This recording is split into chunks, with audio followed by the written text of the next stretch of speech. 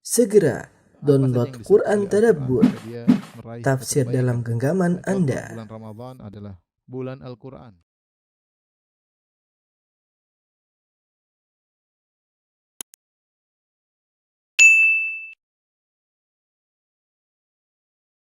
Bismillahirrahmanirrahim. Assalamualaikum warahmatullahi wabarakatuh. Alhamdulillahi ala ihsani wa syukru lahu ala taufiqihi wa amtinani. Asyhadu an la ilaha illallah wahdahu la syarika lahu ta'ziman li sya'ni wa asyhadu anna Muhammadan abduhu wa rasuluhu da'ila ridwani. Allahumma salli alaihi wa ala alihi wa ashabihi wa ikhwani. Hadirin dan hadirat, Bapak dan Ibu yang dirahmati Allah Subhanahu wa taala. Pada kesempatan bahagia ini kita akan bahas tentang topik yang tentunya penting bagi kita semua, tentang pembuka dan penutup rezeki. Tidak kita ragukan bahwasanya dalam kehidupan dunia ini kita membutuhkan yang namanya rezeki, dan merupakan sifat manusiawi adalah suka dengan rezeki. Allah Subhanahu wa taala telah menyebutkan dalam Al-Qur'an, wa tuhibbunal mala hubban jamma, dan kalian mencintai harta dengan kecintaan yang tinggi, ya. Sifat manusia seperti itu, ya. Allah juga berfirman, wa innahu lihubbil khairi lasyadid. Sungguhnya manusia itu benar-benar suka dengan al-khair. Khair di sini maksudnya adalah harta. Manusia benar-benar menyukai harta. Dan kemiskinan adalah perkara yang tidak disenangi. Oleh karenanya di antara doa Nabi sallallahu alaihi wasallam, beliau berdoa, Allahumma na'udzubika min fitnatil faqr wa min fitnatil ghina. Ya Allah, aku berlindung kepada Engkau dari fitnah kemiskinan dan juga berlindung dari fitnah kekayaan, ya. Karena kefakiran adalah hal yang tidak disukai. Demikian juga Nabi sallallahu alaihi wasallam bersabda, Allahumma na'udzubika minal ju' fa innahu bi'sad dhaji'. Ya Allah, aku berlindung kepada Engkau dari kelaparan. Sungguhnya teman tidur yang terburuk adalah kelaparan, ya. Dan di antaranya juga Rasulullah SAW berdoa meminta rezeki setiap subuh. Kata Rasulullah SAW, Allahumma inni as'aluka ilman nafi'an wa rizqan tayyiban wa amalan mutaqabbala. Ya Allah, aku mohon kepada Engkau ilmu yang bermanfaat, rezeki yang baik, dan amal yang diterima.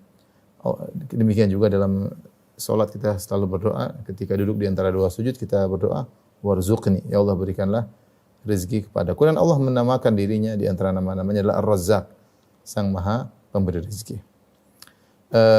Dari sini kita tahu bahwasanya mencari rezeki adalah hal yang dituntut dalam syariat, ya.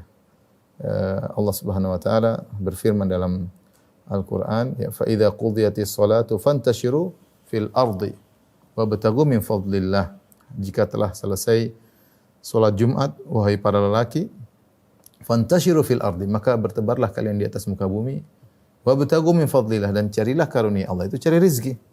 Silakan cari rezeki. Allah juga berfirman, huwallazi ja'ala lakumul arda dhalulan famshu fi manakibiha wa kulu min rizqihi wa ilaihin nusyur. Dan dialah Allah Subhanahu wa taala yang telah menundukkan bumi bagi kalian, famshu fi manakibiha, berjalanlah kalian di penjuru bumi, ya, wa kulu min rizqihi, dan makanlah rezeki yang Allah turunkan bagi kalian, wa ilaihin nusyur, akan tapi kepada Allah tempat kalian kembali. Dan para anbiya mereka juga bekerja, ya, seperti disebutkan Nabi sallallahu alaihi wasallam mengatakan, kana Yahya najjaran, adalah Nabi Yahya adalah najjar, yaitu tukang kayu, beliau bekerja. Demikian juga Nabi Daud alaihissalam dulu tukang besi, ya. Artinya mereka bekerja untuk mencari rezeki karena masing-masing punya kewajiban untuk memenuhi kebutuhan keluarga mereka. Demikian juga para sahabat, mereka juga bekerja di samping mereka menuntut ilmu, mereka juga bekerja di samping mereka berjuang di jalan Allah, mereka juga bekerja. Sampai disebut dalam hadis bagaimana Umar bin Khattab radhiyallahu taala anhu berganti-gantian dengan tetangganya untuk menuntut ilmu. Hari ini Umar yang menuntut ilmu, tetangganya mencari rezeki. Besok gantian, tetangganya yang menuntut ilmu, Umar bin Khattab yang mencari rezeki. Ini suatu hal yang fitrah yang setiap manusia mengetahuinya, bahwasanya rezeki memang hendaknya dicari. Dan kita tidak ragukan juga bahwasanya mudahnya rezeki adalah salah satu dari sebab kebahagiaan jika ditempatkan pada tempat yang pas, ya. Ya, orang kalau punya rezeki, ya mudah bagi dia untuk berbahagia. Dia mau umroh bisa, dia mau haji bisa, dia mau membelikan hadiah buat istrinya bisa, dia membelikan keinginan anak-anaknya bisa tentunya jika dia bisa mengatur harta dengan baik. Makanya dalam hadis Rasulullah SAW mengatakan arba'un minas sa'adah, 4 perkara yang merupakan sebab-sebab kebahagiaan. Al-mar'atu salihah, yang pertama istri yang salehah, yang kedua al-baitul wasi', rumah yang luas, kemudian al-jarus saleh, tetangga yang baik, wal markabul hani, dan tunggangan yang baik ya. Artinya Rasulullah SAW sebutkan di sini di antara sebab kebahagiaan di antaranya adalah al-baitul wasi', rumah yang luas ya. Punya rumah yang luas harus punya rezeki agar bisa membeli rumah yang baik, rumah yang besar. Kemudian al-markabul hani, tunggangan, kalau kita sekarang yang mobil, kendaraan yang nyaman. Nah, kalau ingin punya kendaraan nyaman tentu kita harus punya rezeki. Ini semua saya sampaikan di awal mukaddimah untuk menegaskan bahwasanya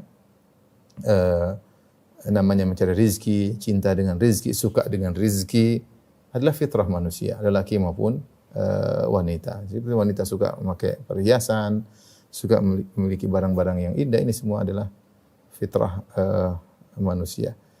Nah, sekarang bagaimana cara kita untuk mudah mendapatkan rezeki? Dan apa saja perkara-perkara yang menjadi penghalang seorang untuk meraih rezeki ya.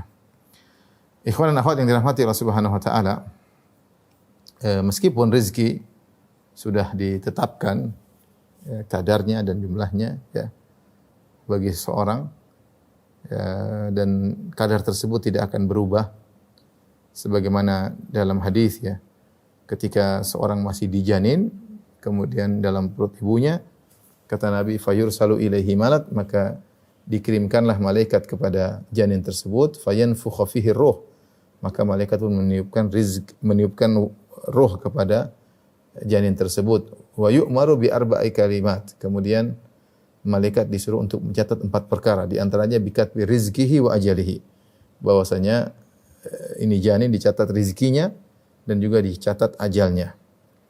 Rizki perkaranya sama dengan ajal, sama-sama tercatat tidak akan berubah. Idza jaa ajaluhum la yastakhiruna sa'atan wa la yastaqdimun.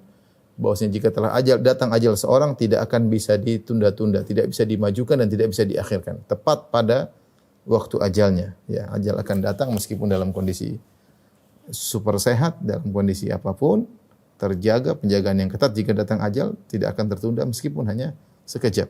Tiba waktunya dia akan meninggal dunia. Demikian juga rezeki. Kata Nabi sallallahu alaihi wasallam, inna ruhal qudus nafatha ala ru'i. Sungguhnya Jibril alaihissalam memberi wahyu kepada jiwaku dengan berkata, annahu lan tamuta nafsun hatta tastawfiya rizqaha. Bahwasanya tidak ada satu jiwa pun yang akan meninggal ya sampai terpenuhi rezekinya, sampai terpenuhi. Artinya tidak akan berkurang. Kalau dia masih punya rezeki secangkir susu, maka dia tidak akan meninggal kecuali secangkir susu tersebut telah dia minum. Kalau belum dia minum berarti dia belum meninggal dunia. Ya, benar-benar sesuai dengan kadar yang telah Allah berikan. Kemudian Rasulullah SAW mengatakan, fattaqullaha wa ajmilu fit talab. Kalau begitu bertakwalah kepada Allah dan berbuat baiklah dalam mencari rezeki, karena sudah ditentukan da'u ma harum wa khudhu ma halal. Kalau gitu ambillah rezeki yang halal dan tinggalkanlah rezeki yang haram. Meskipun rezeki telah ditentukan sebagaimana ajal telah ditentukan, namun kita semua tidak ada yang tahu kapan ajal kita dan kita tidak tahu kapan kadar rezeki, berapa kadar rezeki kita. Dan ketika Allah mencatat takdir tersebut, semuanya dengan sebab dan akibat, berlaku hukum sebab akibat. Seperti seorang ajalnya ditentukan, tapi dia orang yang melakukan sebab-sebab kesehatan tentu biasanya umurnya lebih panjang, dan itu semua sudah ditakdirkan ya. Orang yang mungkin tidak mempedulikan kesehatannya, kemudian makan yang merusak tubuhnya, maka cepat meninggal dunia. Dan ini semua sudah ditetapkan. Sama dengan sebagaimana ajal, demikian juga rezeki. Kita tidak tahu rezeki kita berapa, tapi kita melakukan sebab untuk mendapatkan rezeki. Orang yang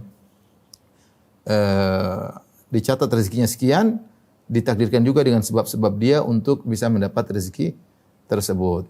Oleh karenanya, tugas kita yang Allah perintahkan adalah mencari rezeki yang halal dan menjauhi sumber-sumber rezeki yang haram. Urusan berapanya serahkan kepada Allah Subhanahu wa taala. Yang penting kita berusaha ikhtiar. Karena kita tidak tahu bagaimana takdir kita di yang tercatat di Lauhil Mahfuz. Sebagaimana kita enggak tahu ajal kita tercatat di Lauhil Mahfuz, tapi kita orang yang cerdas, orang yang berakal ngerti, ya kalau untuk bisa berumur panjang ya berusaha untuk sehat, ya. Kita berusaha meskipun itu semua tidak akan merubah ajal kita, tapi Allah mencatat ajal dengan sebab-sebabnya. Sebagaimana Allah mencatat rezeki dengan sebab-sebabnya. Dari sini maka kita akan mencatat misalnya hal-hal yang merupakan pembuka kunci-kunci rezeki, dan juga di sana ada hal-hal yang menghalangi seorang dari rezeki. Tapi mungkin saya catat ya. Pertama kita mulai dengan kunci-kunci rezeki. Kunci-kunci rezeki. Banyak ya, kunci-kunci rezeki bisa kita klasifikasikan menjadi dua. Pertama adalah sebab-sebab duniawi, yaitu materi. Kemudian sebab-sebab agamis ya, ukhrawi atau agamis ya.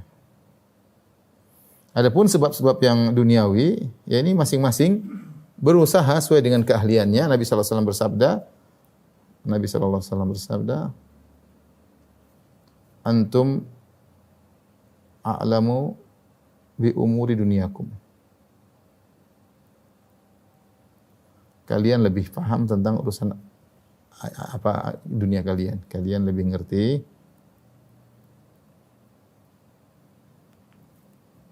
urusan dunia kalian.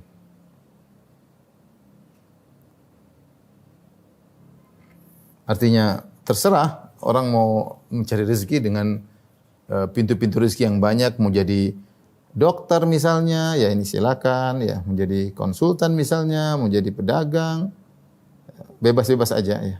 Pedagang, mau jadi reseller, mau jadi broker, terserah ya. Apapun ya. Menjadi tukang ya misalnya ya. Dan lain-lain ini terserah masing-masing diberi insting, diberi keahlian untuk bisa mencari rezeki. Yang penting cari rezeki yang halal ya. Sebagaimana hewan-hewan diberi insting oleh Allah Subhanahu wa taala untuk mencari rezeki. Lihatlah bagaimana burung yang berterbangan di pagi hari ke tempat yang jauh, mereka mencari rezeki, dikasih feeling, dikasih insting untuk bisa mencari rezeki. Kata Allah Subhanahu wa taala, "Wa ka'ayyim min dabbatin la tahmilu rizqaha, Allahu yarzuquha wa iyyakum." Betapa banyak binatang melata yang secara akal dia tidak mampu untuk mengatur rezekinya. Allahu yarzuquha, tapi Allah kasih rezeki. Wa iyyakum, demikian juga kalian akan diberi rezeki oleh Allah Subhanahu wa taala. Binatang-binatang tersebut yang mungkin tidak punya akal seperti manusia, tapi mereka diberi insting, diberi rezeki oleh Allah Subhanahu wa taala, diatur ekosistem mereka oleh Allah Subhanahu wa taala sehingga mereka bisa mempertahankan hidup, dan ini disebut dengan sebab-sebab duniawi. Untuk urusan ini maka masing-masing silakan berusaha. Berdagang, menjadi konsultan, menjadi broker, menjadi apapun, mau jual online, mau jual offline, terserah ya. Ini kembali masing-masing. Nah, yang kita akan ingin bahas di sini adalah sebab-sebab ukhrawi, yaitu yang terkait dengan ketakwaan. Yang terkait dengan ketakwaan. Apa sih hal-hal yang bisa mendatangkan rezeki dengan sebab ketakwaan? Secara umum banyak ya. Ada sebab utama ya, sebab utama yang pertama adalah takwa, bertakwa. Allah Subhanahu wa taala berfirman dalam surat At-Talaq, "Wa may yattaqillaha yaj'al lahu makhraja wa yarzuquhu min haitsu la yahtasib." Ya. Wa man yattaqillah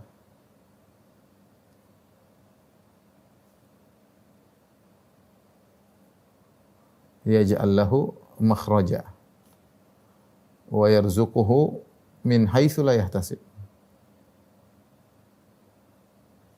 Kata Allah Subhanahu wa taala, siapa yang bertakwa, Allah akan berikan solusi baginya, wa yarzuquhu min haitsu la yahtasib. Allah beri rezeki dari arah yang tidak dia sangka-sangka. Allah beri rizki dari arah yang tidak disangka-sangka, yang tidak diduga. Para ulama menjelaskan bahwasanya rizki bisa datang dari dua arah. Pertama dari arah yang kita duga. Arah yang kita duga banyak, kita bekerja, kita duga awal bulan kita dapat gaji atau akhir bulan setiap tanggal 24 atau tanggal 25 kita dapat gaji. Ini kita sudah duga ya. Kita pergi masuk ke pameran atau kita jualan, kita duga setiap hari, biasanya setiap akhir bulan biasanya rezeki sekian. Namanya rezeki yang kita duga. Berdasarkan pengalaman, berdasarkan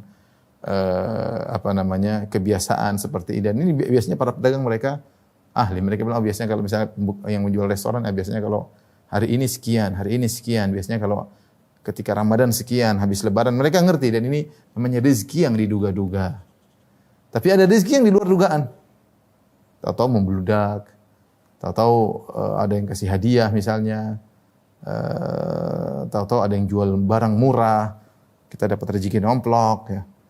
Atau kita dapat macam-macam ya, rezeki yang tidak disangka-sangka ini kalau seorang mendapatkannya maka itu merupakan tanda ketakwaan seseorang, dengan syarat dia bertakwa kepada Allah Subhanahu wa taala.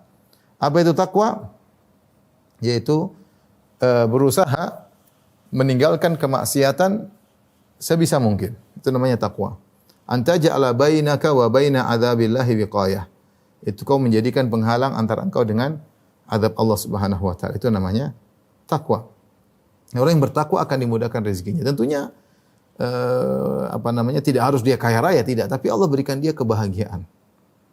Apalagi kalau kita bicara tentang definisi rezeki yang lebih luas ya. Bahwasanya rezeki itu bukan cuma duit ya. Rezeki ada istri solehah juga rezeki. Anak-anak yang soleh adalah rezeki. Ketenangan hati juga rezeki. Kelezatan dalam beribadah juga adalah rezeki. Kesehatan yang baik juga adalah rezeki. Pikiran yang tenang adalah rezeki ya. Kalau kita memandang ini sebagai rezeki, maka ini jauh lebih bernilai daripada uang yang kita miliki. Subhanallah. Lihat orang-orang punya uang banyak, dia ingin cari kebahagiaan. Dia ingin cari ketenangan jiwa ya. Dia ingin cari ketenangan jiwa. Ya, demi Allah saya ketemu dengan sebagian orang-orang yang mungkin miliarder atau triliuner. Artinya kita juga tidak ingin seperti mereka ya.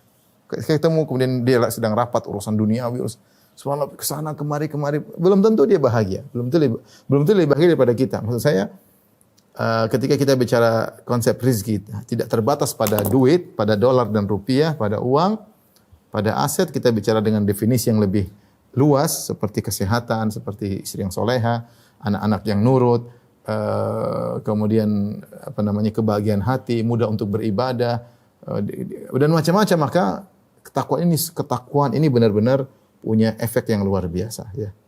Jadi mungkin orang bilang, "Ustaz, saya sudah bertakwa kok rezeki saya segini-segini saja." Kita bilang, mungkin Allah kasih kau rezeki yang lain yang kau tidak sadari. Bayangkan misalnya seorang punya harta yang tapi istrinya tiap hari ngomel melulu. Gimana? Apa membuat dia sengsara. Bayangkan dia punya rumah mewah tapi ternyata anaknya narkoba, dia sengsara. Jadi jangan kita batasi rezeki pada harta saja. Nah, faktor takwa ini luar biasa untuk mendatangkan rezeki. Allah berfirman, "Walau anna ahlal qura amanu wattaqau la fatahna 'alaihim barakatim minas sama'i wal ard walakin kadzdzabu." Seandainya penduduk suatu negeri beriman dan bertakwa, kami akan curahkan bagi mereka keberkahan dari langit dan di bumi. Bahkan Allah katakan kepada ahlul kitab, "La akalu min fawqihim wa min tahti arjulihim." Kalau mereka bertakwa kepada Allah, mereka akan makan dari sumber dari atas, dari bawah, akan diberikan rezeki. Kita bicara kita ini apa? Kita ini tanah air kita luar biasa. Sumber kekayaan luar biasa. Cuma mungkin kurang takwa aja, Seandainya semuanya jujur, mungkin kita jadi orang negeri paling kaya di dunia ini kalau memang kita semuanya jujur ya. Tapi takwa ini yang hilang dari sebagian kita. Sebagian kita. Oleh karenanya seorang kalau ingin dimudahkan rezeki maka dia bertakwa kepada Allah Subhanahu wa taala, menjauhi kemaksiatan semaksimal mungkin. Tapi yang kedua ya, kunci rezeki misalnya Dan ini adalah cabang dari ketakwaan, yaitu mengerjakan salat, banyak mengerjakan salat.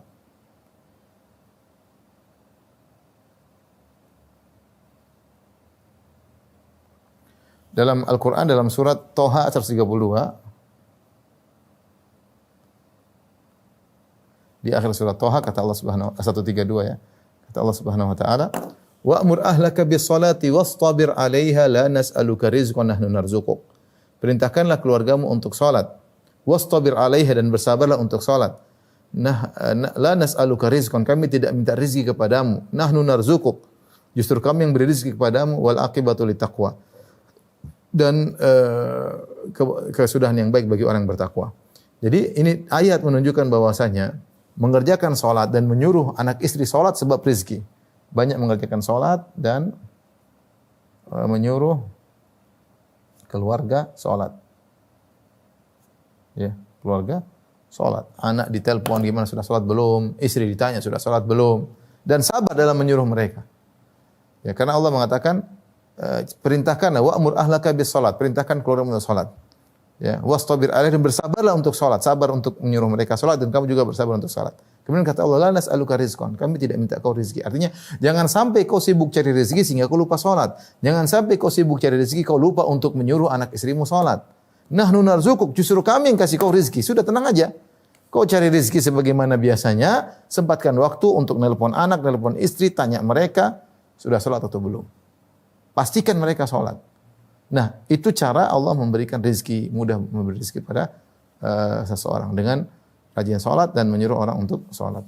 Kemudian di antaranya sebab rezeki seperti beristighfar. Ya. Beristighfar sebagaimana dalam surat Nuh ayat 10 sampai 12 ya. Kata Nabi Nuh alaihi salam, "Faqultu astaghfiru rabbakum."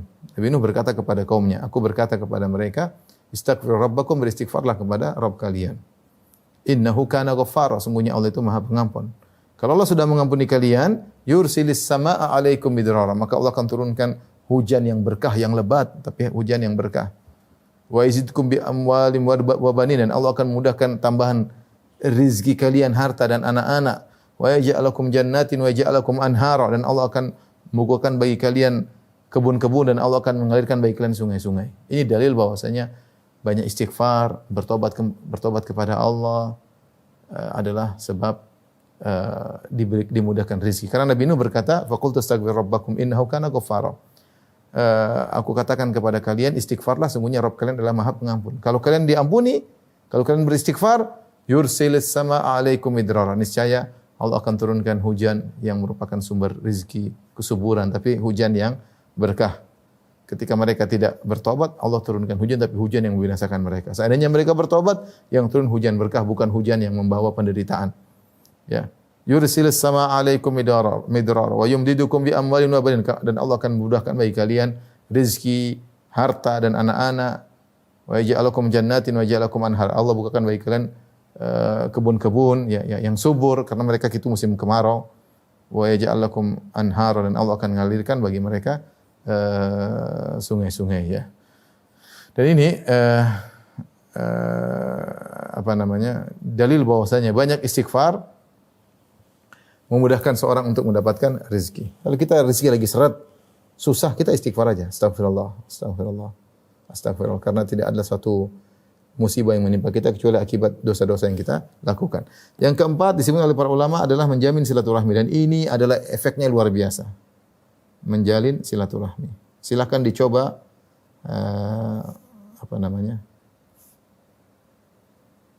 para hadirin dan hadirat ya. Rasulullah SAW mengatakan, man ahabba an yubsata lahu fi rizqi wa yunsa'a fi athari falyasil rahimah.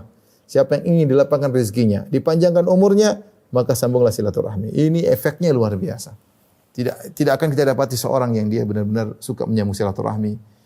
Dia sisihkan hartanya untuk ayah ibunya, dia sisihkan hartanya untuk kakak adiknya, dia bagi-bagi hartanya untuk ponakan-ponakannya, ya. Dia bagi hartanya untuk bibi, untuk tante-tantenya. Insyaallah Allah mudahkan rezekinya dari arah yang tidak dia sangka-sangka. Ini efek luar biasa. Saya kenal banyak orang Yang mereka kuat dalam silaturahmi dimudahkan rezekinya oleh Allah Subhanahu wa taala. Kalau pintar biasa-biasa saja, tidak terlalu pintar. Ya. Pengalaman juga biasa-biasa tapi dimudahkan rezeki. Kenapa? Suka menyambung silaturahmi. Suka menyambung silaturahmi. Dan ini kita benar-benar karena menyambung silaturahmi itu adalah pahala. Pahalanya luar biasa dan Allah berikan bukan cuma pahala di akhirat, Allah berikan juga balasan di dunia dengan dimudahkan rezeki, dimudahkan rezeki. Saya punya kawan ya, ini teman dekat dia apa namanya? Dia kerja zaman-zaman dulu dia kumpul dia dulu masih mungkin 30 tahun yang lalu atau 40 tahun lalu, dia tua sekarang sudah berusia. Dia kumpulin gaji dia bertahun-tahun sehingga gaji dia 15 juta.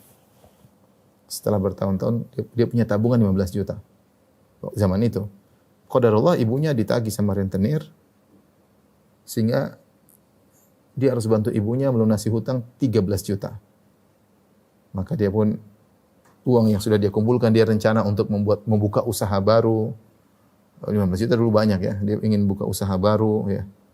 Qadarullah ibunya terlilit utang maka dia ingin bantu ibunya. Dia bayar 13 juta.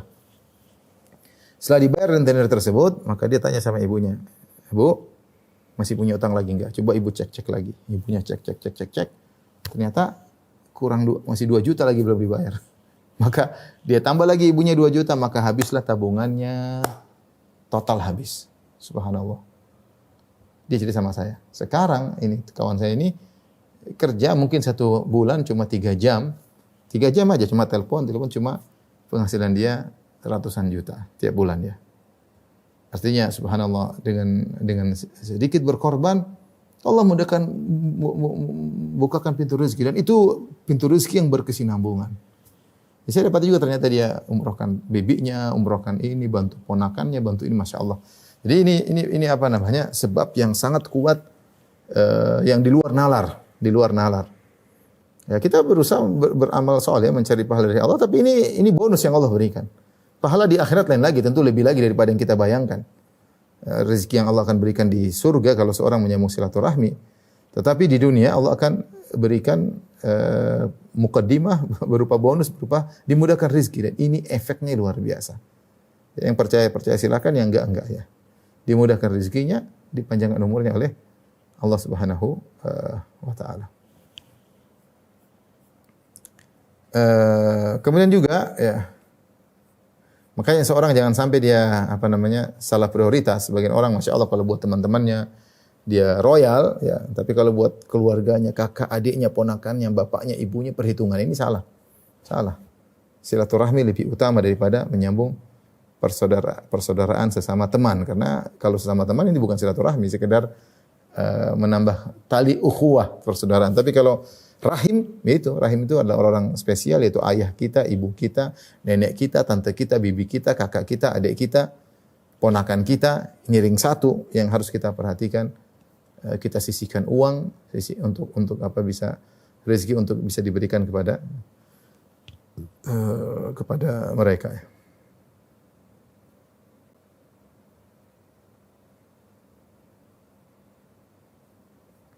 Kemudian di antara sebab rezeki adalah bertawakal. Baik, kita di sini. Kuat tawakal. Nabi SAW bersabda, "Lau annakum tatawakkaluna 'ala Allahi haqqa tawakkulih, la razaqakum kama yarzuqut tayr. Taghdu khimasan wa taruhu bitana." Seandainya kalian bertawakal kepada Allah dengan bertawakal yang sungguhnya, ya, maka Allah akan berikan kalian rezeki sebagaimana Allah berikan rezeki pada burung. Burung terbang di pagi hari dalam perut kosong, kondisi perut kosong, balik dalam kondisi sudah perut kenyang dan dia juga bawa makanan buat anak-anaknya. Ini di antara dalil bahwasanya seorang kalau ingin dapat rezeki tawakalnya harus tinggi. Bukan sekedar tawakal tanpa usaha. Burung usaha atau tidak? Burung berusaha, burung terbang di pagi hari, cari tempat-tempat yang dia feeling di situ ada rezeki. Kemudian setelah itu dia kenyang, bukan cuma dia bawa makan untuk anak-anaknya. Artinya dia berusaha.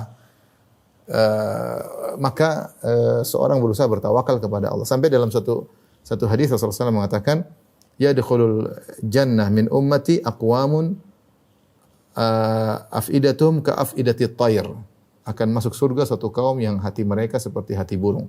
Di antara tafsiran para ulama tentang hati burung bahwasanya tawakalnya tinggi. Tawakalnya tinggi. Burung kalau dilihat secara akal ya kurang ya. Burung bisa dijebak, bisa dia akal tidak seperti manusia. Tapi dia punya tawakal bahwasanya Allah Maha memberi rezeki sehingga dia pulang dia pergi, dia pulang dapat rezeki. Nah, kita yang diberi akal tinggal kita tambah tawakal kita. Jadi Ibnu Rajab Al-Hambali rahimahullah punya perkataan yang indah, saya bacakan. Wa hadzal hadits aslun fit tawakkul wa annahu min a'dhamil asbabi allati yustajlabu biha. Bahwasanya di antara sebab terbesar untuk mendatangkan rezeki adalah tawakal. Anna an-nasa innama yu'tauna min qillati tahqiqi tawakkul. Ya, waqu'ihim ma'al asbab adh-dhahira bi qulubihim wa musakanatihim ilaha. Dan kebanyakan orang disulitkan rezekinya karena tawakalnya kurang, dia fokusnya kepada sebab di depan mata dia, sebab materi yang dia lihat. Dia lupa bersandar tawakal kepada Allah Subhanahu wa taala. Ya. Oleh karenanya dengan usaha yang sedikit kita berusaha, namanya ikhtiar. Dengan ikhtiar yang tidak begitu maksimal tapi tawakal yang maksimal, insyaallah rezeki dimudahkan. Insyaallah rezeki dimudahkan. Tawakal yang maksimal tapi usaha ada, jangan sampai tidak berusaha, ikhtiar tetap ada tapi tawakal yang maksimal bahwasanya semua rezeki dari Allah Subhanahu wa taala. Kita berusaha melakukan sebab, insyaallah kalau Allah kasih rezeki, Allah akan mudahkan rezeki. Jadi di antara sebab untuk mendapatkan rezeki yang banyak adalah dengan menguatkan tawakal kepada Allah Subhanahu wa taala. Kata Ibnu Rajab, "Falau haqqaqu tawakkula 'ala Allah bi qulubihim lasaqa ilaihim arzaqahum ma adna asbabin." Ini kata Ibnu Rajab, seandainya orang-orang mentahqiq, mewujudkan, menguatkan tawakalnya kepada Allah dengan hati mereka, maka Allah akan mendatangkan rezeki mereka ma'adna asbabin, ma'adna sababin, meskipun hanya ikhtiar yang tidak banyak. Meskipun yang ikhtiar yang tidak maksimal ya. Taib, di antara sebab tawakal, sebab rezeki yang juga kuat sebabnya adalah bersyukur.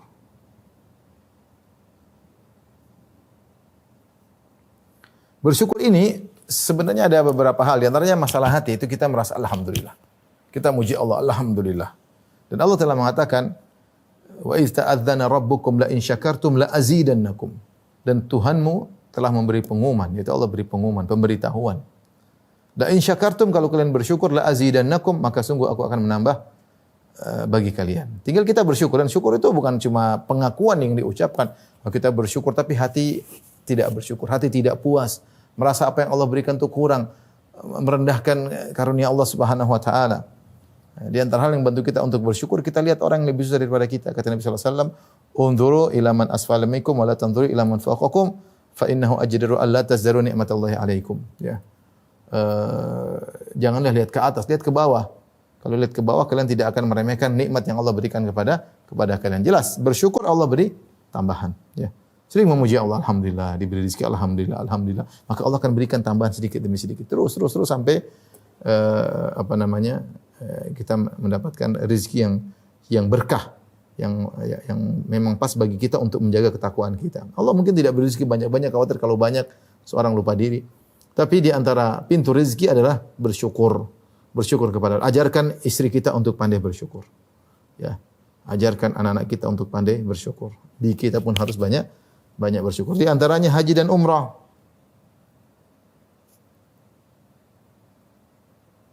Kata Nabi sallallahu alaihi wasallam dalam hadis, "Tabi'u bainal haji wal umrah fa innahuma yanfiyani al-faqr wa dhunub kama yanfil kir khabathal hadid." Kata Nabi sallallahu alaihi wasallam, kalau sudah haji umrahlah, kalau sudah umrah hajilah.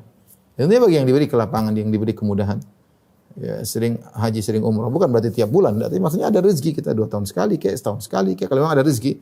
Daripada buat jalan-jalan sana kemari tidak ada faedahnya, kurang, hanya tambah maksiat, mending kita gunakan untuk umrah.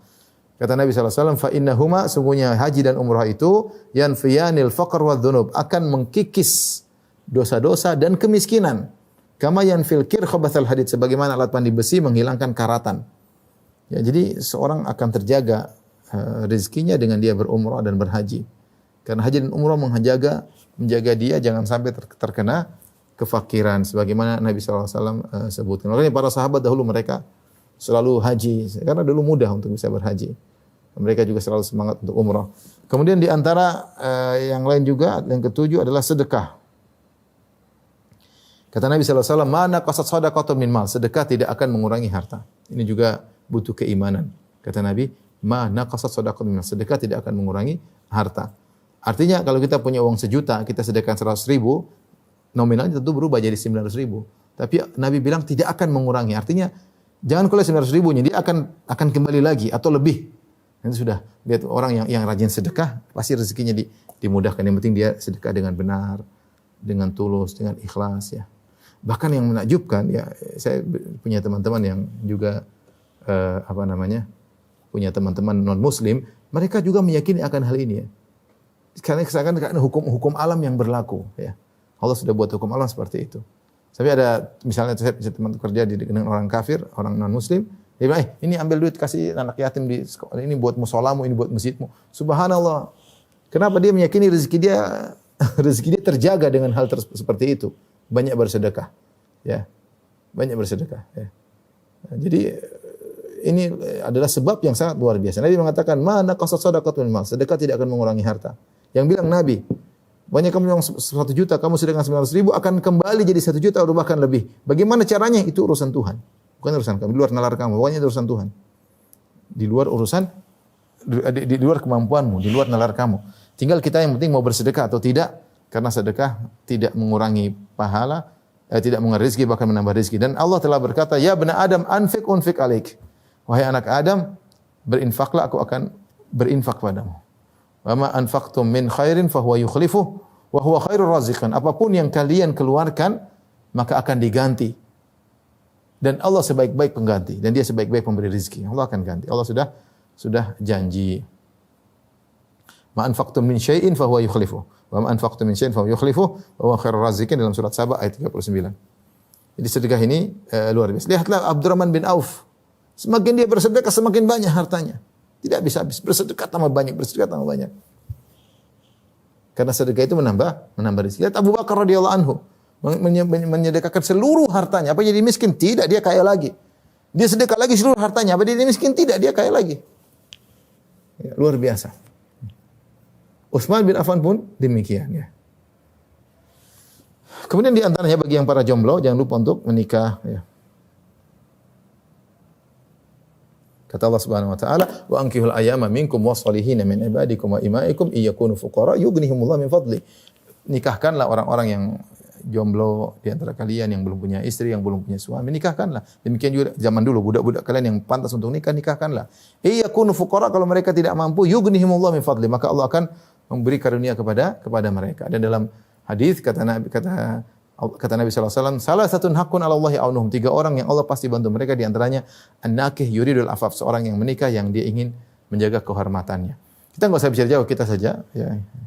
Dulu kita sebelum menikah masih bujangan kayak apa? Dulu mungkin miskin, kurus, enggak punya apa-apa, motor mungkin juga enggak punya. Sekarang alhamdulillah punya rumah, punya mobil, punya, alhamdulillah ya.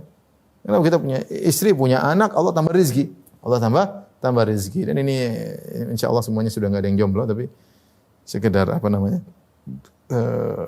wawasan dia. Mungkin kalau anak kita mungkin mau nikah, mungkin takut ini, jangan ragu. Ini kamu sudah bisa sewa rumah, sudah bisa punya motor, nikah bismillah. Nanti rezeki Allah yang datangkan. Allah yang datangkan. Kemudian di antaranya adalah berdoa. Ini tentu sebab yang paling utama, berdoa kepada Allah. Ini nomor 10 ya.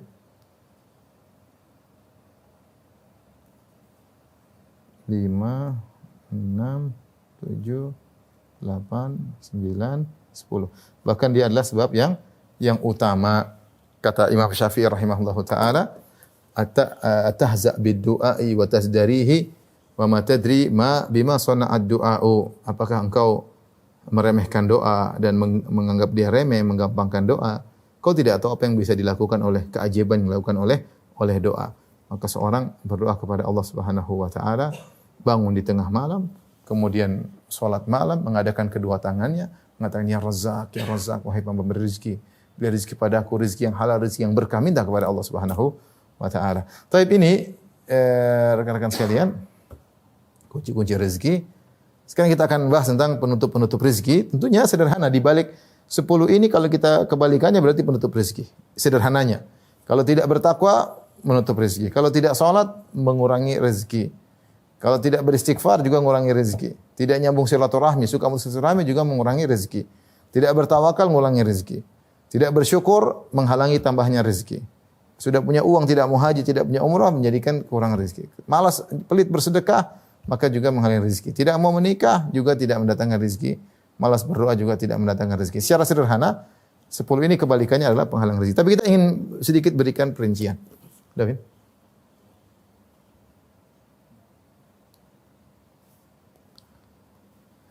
Penghalang-penghalang rezeki.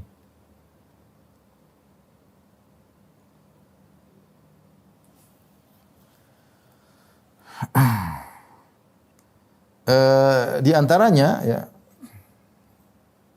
melakukan maksiat.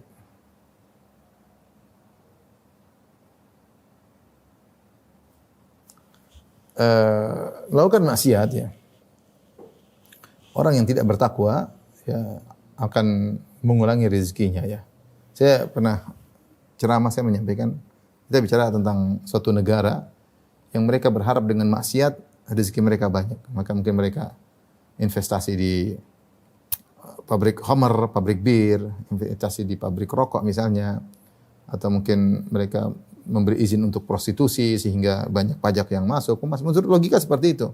Logika sederhana, dengan diizinkan ini semua pemasukan banyak bagi negara. Tapi apa yang terjadi nanti kemudian? Ya. Lihat, tanya dokter berapa biaya yang dikeluarkan oleh negara untuk urusan orang yang sakit paru-paru gara-gara merokok? Banyak. Betapa banyak kerusakan kriminal, kerusakan remaja yang akan ditanggung oleh negara yang membuat ekonomi dengan orang-orang yang tukang mabuk banyak. Ya. Betapa banyak hasil judi, hasil prostitusi, lihat yang bahkan tatanan negara rusak, bahkan tatanan pihak yang berwajib pun jadi rusak gara-gara itu. Yang ini merugikan negara kerugian yang sangat banyak. Ya. Jadi maksiat itu sepertinya seakan-akan menambah rezeki, tapi sebenarnya itu akan menghilangkan, merusak rezeki yang akhirnya negara membutuhkan untuk mengeluarkan biaya yang banyak untuk mengadakan rehabilitasi, perbaikan dan yang lainnya. Ya. Menyangka dengan narkoba, ya duit banyak, ya. Jual narkoba lah, atau inilah, dapat sogokan dari bandar narkoba lah, itu merusak ya. Seorang, kalau dia bermaksiat kepada Allah, dia dihalangi oleh rezekinya. Kalaupun rezekinya tidak terhalangi, rezekinya tetap, keberkahnya dicabut. Keberkahnya dicabut. Ini jadi problem ya. Jadi, melakukan maksiat ini, dua kemungkinan. Rezeki terhalangi, atau keberkahan dicabut. Rasulullah SAW mengatakan tentang orang jual beli, kata Rasulullah SAW yang dengan cara yang dusta, al-haliful kadhib manfaqatun lirrizq wa mamhaqatun lil barakah. Yang maknanya sumpah dusta itu kata Nabi SAW, sumpah dusta melariskan dagangan, benar dapat rezeki,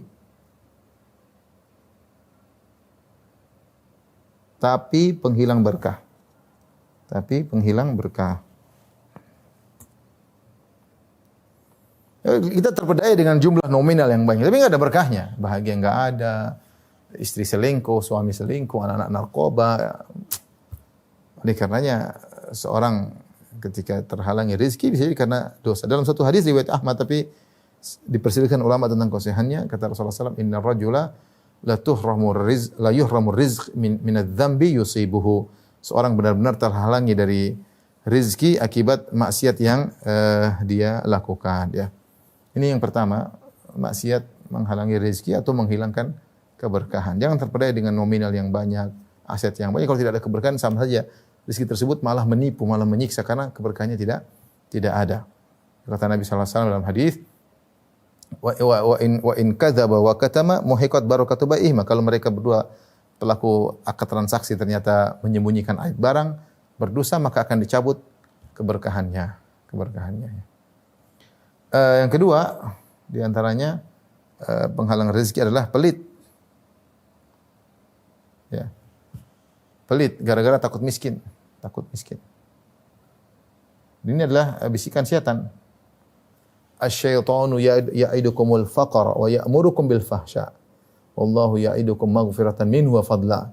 Kata Allah Subhanahu wa taala mencela orang yang pelit, syaitan menakut-nakuti seorang untuk bersedekah ya karena takut nanti kamu miskin, nanti anak-anak enggak bisa biaya anak-anak masih karena butuh duit banyak harus gitu terus dibisik sehingga dia takut dengan masa depan anaknya, takut dengan akhirnya dia nabung enggak pernah sedekah. Bahkan tidak pernah bantu ibunya, tidak pernah bantu bapaknya, tidak teman-temannya, tidak pernah bantu saudaranya. Pelit ya. Orang yang pelit itu terhalang rezeki darinya. Makanya kata Allah, wallahu ya'idukum maghfiratan minhu wa fadla. Orang yang bersedekah Allah berikan ampunan, Allah berikan karunia, tambahan bagi orang yang bersedekah. Dalam hadis juga Rasulullah SAW menyebutkan bahwasanya tidaklah di pagi hari ya illa wa malakani yanzilan, kecuali dua malaikat yang turun ya. Yang satu berdoa, Allahumma ati munfiqan khalafan. Malaikat satu berdoa, ya Allah berikanlah orang yang bersedekah gantinya, ya tambah rezekinya. Wa ati munfiqan wa ati mumsikan talafan. Dan ya Allah berikanlah kerusakan bagi orang yang pelit. Doanya malaikat ya. Makanya orang yang pelit menghalangi dia dari tambahan rezeki. Kalau tidak tadi berkahnya menjadi hilang ya. Di antara juga misalnya tidak mau bayar zakat. Tidak mau atau menunda-nunda bayar zakat.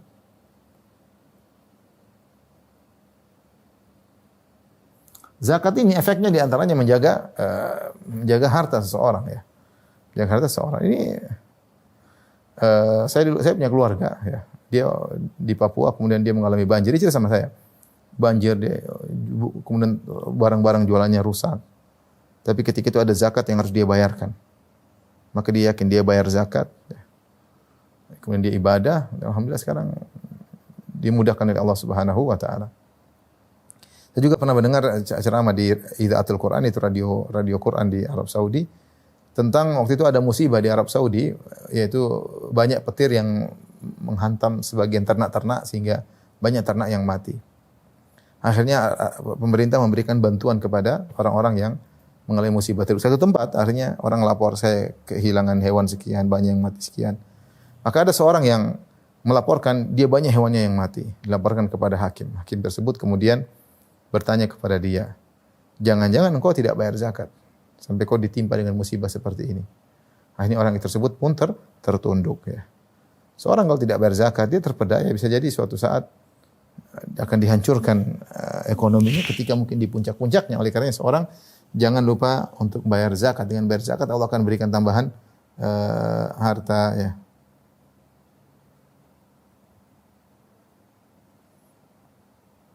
Kemudian makan hasil haram ya. Jadi kata Nabi sallallahu alaihi wasallam, da'u ma harum wa khudhu ma halal. Tinggalkan harta yang haram dan ambillah harta yang halal. Intinya ini semua kembali kepada dosa dan maksiat yang menghalangi rezeki seseorang. Ya di antara yang tadi sudah kita sebutkan, lawan dari yang kita sebutkan di awal, misalnya memutuskan silaturahmi. Semua 10 tadi perkara yang kita sebutkan lawannya adalah penghalang rezeki. Inilah rekan-rekan sekalian, bahwa dan dirahmati Allah Subhanahu wa taala. Kembali lagi kita mohon kepada Ar-Razzaq, Sang Maha Pemberi rezeki, agar memberikan kepada kita rizqan thayyiban, rezeki yang baik. Rezeki yang baik itu maksudnya rezeki yang membuat kita semakin bertakwa kepada Allah. Bukan rezeki yang banyak tapi akhirnya membuat kita lalai. Kalau Allah kasih rezeki yang banyak, rezeki yang membuat kita semakin bertakwa. Semakin mudah bersedekah, semakin mau haji dan umrah, membantu anak yatim, membantu keluarga. Jangan sampai kita diberikan rezeki yang membuat kita semakin lupa diri. Maka jangan lupa setiap pagi hari kita berdoa, Allahumma inni as'aluka ilman nafi'an wa rizqan thayyiban wa amalan mutaqabbala. Ya, Allah sebutkan law basata Allahu ar-rizqa li'ibadihi labaghaw fil ard walakin yunazzilu biqadari ma yasha. Kata Allah Subhanahu wa taala, kalau Allah bentangkan rezeki kepada hamba-hambanya sebanyak-banyaknya, labaghaw fil ard, mereka akan berbuat kezaliman. Yang satu tukang maksiat, yang satu minum khamr, satu berfoya-foya, padahal hisab semakin panjang. Walakin yunazzilu biqadari ma yasha, tapi Allah turunkan kadar rezeki tersebut sesuai dengan kadar yang Allah kehendaki. Yang jelas kita hanya minta, ya Allah berikanlah kepada kami rezeki thayyib, rezeki yang halal yang berkah. Wallahu ta'ala bishawab. Demikian saja yang saya sampaikan kepada ibu-ibu dan bapak yang dirahmati Allah Subhanahu wa taala. Semoga bermanfaat. Wabillahi taufiq wal hidayah. Assalamualaikum warahmatullahi wabarakatuh.